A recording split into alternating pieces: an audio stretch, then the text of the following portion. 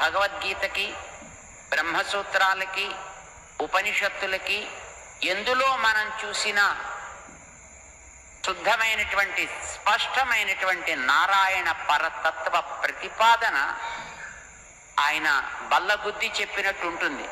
ఇంకా అక్కడక్కడ రామానుజుల వారు కాస్త మొహమాట పడి సర్వేశ్వరేశ్వర అని వాడుతూ ఉంటారు. కానీ శంకరాచార్యుల వారికి అట్లాంటి మొహమాటాలు ఏమీ లేవు. యథాతథంగా జీవించగలిగిన వాడే ఆచార్యుడు. కాబట్టి ఈ విషయంలో చిన్నజీయర్ స్వామి వారు ఆచార్యులంటే కేవలం శంకరులే దానికి సరైనటువంటి వ్యక్తి.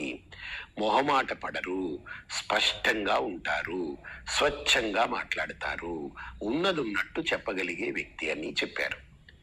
అదే రామానుజాచార్యుల వారి విషయంలో నాకు ఇప్పటిదాకా తెలియనిది, వారి నోట్లో నుంచి వారే స్వయంగా అంత మహా 200కు పైచిలుకు అడుగులతో అంత పెద్ద విగ్రహాన్ని ఆవిష్కరించి రామానుజాచార్యుల వారిది అక్కడే నిలబడి అక్కడ ఉండి వారిచ్చిన వ్యాఖ్యానం ఏంటంటే, రామానుజాచార్యుల వారు మొహమాట పడతారు, కొన్ని చోట్ల మొహమాటంతో మాట్లాడతారు అన్నారు.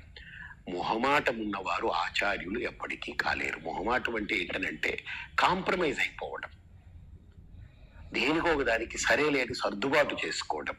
కాబట్టి సర్దుబాటు లక్షణము, కాంప్రమైజ్ అయిపోయే లక్షణంతో ఉంటే వారు ఎప్పటికీ ఆచార్యులు కాలేరు.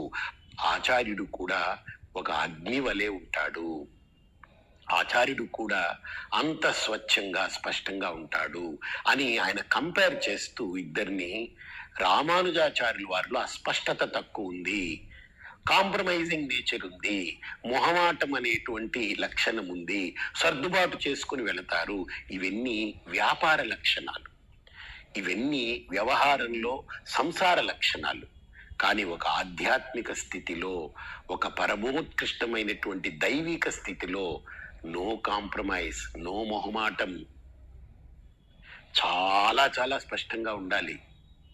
మొహమాట పడ్డామా, కాంప్రమైజ్ అయ్యామా, అది వ్యాపారం అవుతుంది, అది సంసారం అవుతుంది.